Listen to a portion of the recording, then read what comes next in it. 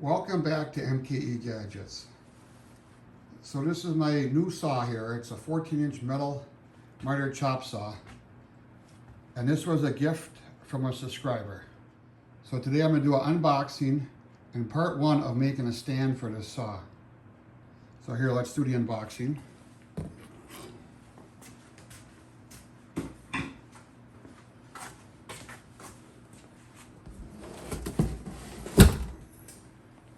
And here's the miter saw.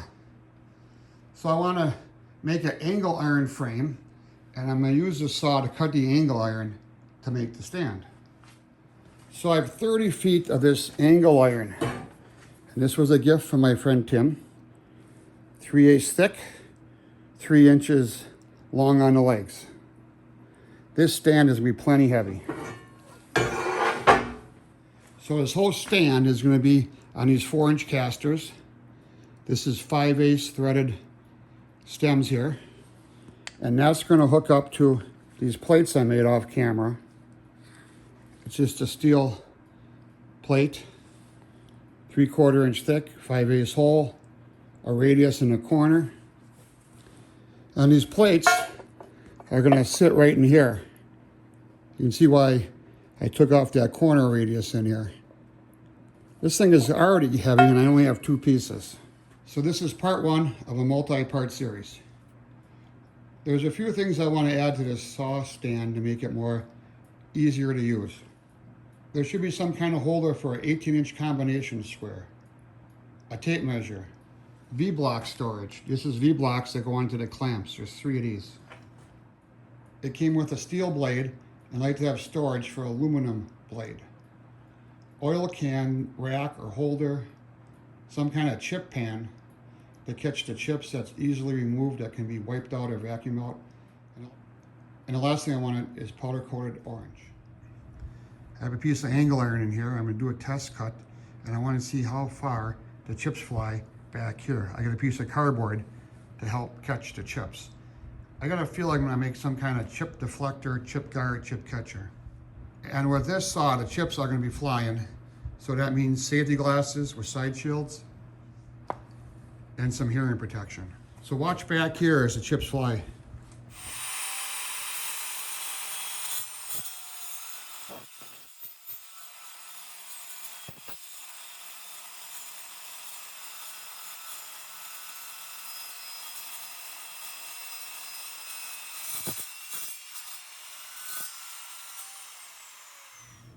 I'm wondering how hot that steel is I cut.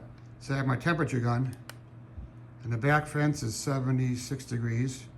And I come over to where I cut, it's 96, 95, 94. I can pick it up and touch where I just cut, and it's warm but not hot. I mean, I can really hold on to it. But look at that cut quality. I don't think I'll have to take any of my parts over to the Bridgeport mill and square them up. Look in the back, on the opposite side, not many chips flew, and all the chips kind of fly back in this corner. So when I make the stand, I'm gonna have to maybe have some kind of guard here, plywood or wood or steel, aluminum, cardboard, I don't know what, just to keep the chips from flying off. With that figured out, next, there's 4 mounting holes here, 2 in the front and 2 in the back. I have to find a distance between all 4 of these so I can make some kind of drawing and I can start cutting steel for this. So I'm mocking up the side here with my angle iron. And if I put this mounting hole too close to that corner, let's say I drill my mounting hole right here in this corner of the sample piece, well, I can't get a nut on there. So right here, I have it spaced off 3/4 of an inch. And that should give me plenty of clearance to get a nut in there. Next, I'm working on my chip pan, and I got a couple of these bakery sheets I picked up from the scrapyard. They're factory seconds, and that will fit like right in here, I'm thinking.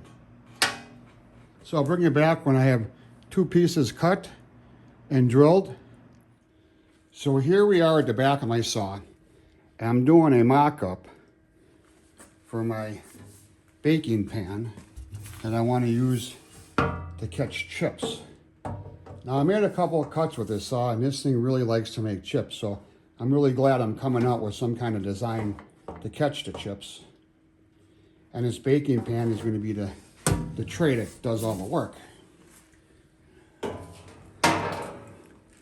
So mocked up here, I got a 3/4 inch piece of oak I had laying around, and I'm just using that because that's what I got. And the thought is, I'm going to screw these or bolt these together somehow, don't know. And this is my hinge I'm going to use. It's 16 inch ball bearing slide. Pretty nice. I think it's automatic closing. Yep, automatic closing, that's cool. Full extension, so I can really get that tray way out here, you know. So that goes in there. So this is 3/4 inch, 1/2 inch, and another 3/4 inch. And that's going to be a frame that goes around my tray. So when I do that, and I do the same thing on the other side, it's just a little bit too wide. So what I can do is plane this 3/4 inch a little thinner, or I can move the bolt holes in here, move them out that way a little bit. But I won't know exactly my sizes. So let me make a wooden frame for the tray, and I'll come back. And the reason I'm doing wood, because when this saw is running, if it's metal on metal, it's going to be making a lot of noise. But when you have the wood there, it's going to dampen it, and that's the plan. My plans always don't work out, but you don't know until you try it. So I made a quick frame here for this bakery pan. And like I said, this is some oak I had laying around, and I just drilled and countersunk 2 holes, and this is a pretty tight joint. With that being said, I don't have enough room for my drawer slides. You can see this gap in here, and this is going to be too thick. So that means I'm going to have to re-drill these 4 holes that bolt the saw down the angle iron. I won't know that hole location till I attach these together, and then I'll have my overall final width from side to side, and then I can reposition these holes. So let me attach these drawer slides, and we'll figure out our overall width. So with the drawer slides mounted, this is going to work really nice. The only problem is the whole thing is just too wide. This board here is 3/4 inch wide, and I'm almost using all that space up. Let's call it 5/8 wide. Divide that 2, 1 on each side, so I'm 5/16. So these holes here got to be moved over in this direction, 5/16. So I have to mount this board to the angle iron. And I took a marker here and I put a red line, and that's the center line. So I'm going to drill 3 holes on each side and countersink for a flathead screw. So I have to take this all apart and move that holes over. So this is the side plate. Underneath here is going to be the drawer slider. So I want to drill 4 holes here, 3/16 in diameter, kind of like 1, 2, 3, and 4. And that's going to be for a deck screw. I'm going to come back and chamfer for the head. Then I'm going to drill 4 holes, 1, 2, 3, 4, and that's going to be a number 7 drill for a 1/4-20 fastener. Now I don't know what I'm going to do with those 1/4-20 fasteners, but I thought, well, while it's in Bridgeport, I'll just add those holes, and those could be for future accessories. Now is the time to do it. So we're going to center drill all the holes 3/16, and then drill the back row number 7. That's 201 thousandths.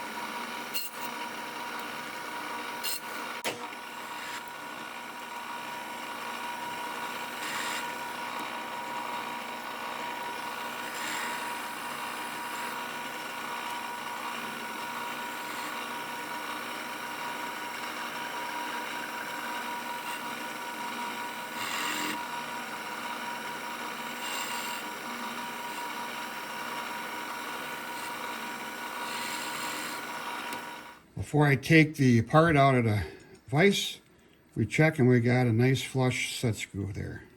That's going to work out perfect. So this is the right hand side here. Off camera, I'll do the left hand side. So when I designed this part in Fusion 360, I made it symmetrical. So all the measurements from either end would be the same. And the same thing with the other part. No need to mirror image the part and make a new program. So this is going to be the top of the plate. And instead of drilling holes, I'm going to put a slot in there. And the best way to put a slot in is to drill both ends of the slot out and then take an end mill and then just mill in between the two holes, and then you get a slot. So first I'm going to center drill for 4 holes, and then I'm going to drill the 4 holes.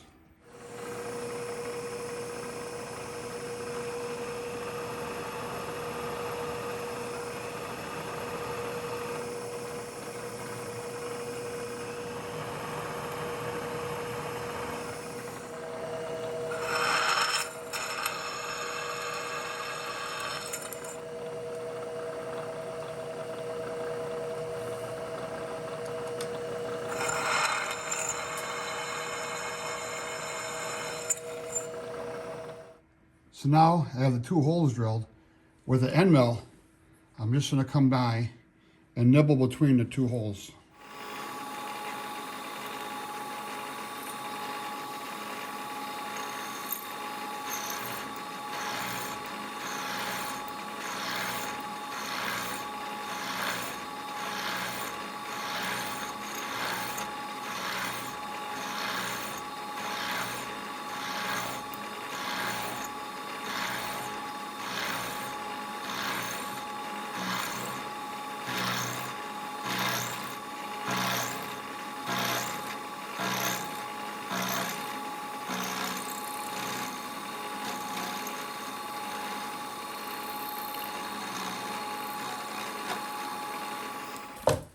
So that worked out well. I just got to copy and paste and do that 3 more times, 4 slots. I have both sides on, and you can see this chamfered hole. Well, I went back and I chamfered the holes a little deeper because this would be powder coated, and I wanted the head of the screw to be flush here. Plus I got these 1/4-20 holes for I don't know what, but you know, I'm glad I put them in now for future accessories. Let's see how the chip pan looks when we pull it out. And how much stick out do I got? I got 17 inches. I think that's going to be good. Because it seems like when you're cutting, most of the chips fall in this area. So if the chips fly past the pan, I could put a little piece of cardboard in there, bend it at a 90, and then store it in here flat when I'm not using it. And then when I'm done, look at that, it stows away real nice. Well, this video is long enough for this part. I think this is a good place to stop. Next video, we'll work on the legs, hopefully finish it out, get it ready for powder coat. So this is MKE Gadgets. Please support my channel by subscribing. I'm trying to get to 1 million subscribers by the end of the year. And check out my other 230 videos. Thanks, we'll see you tomorrow.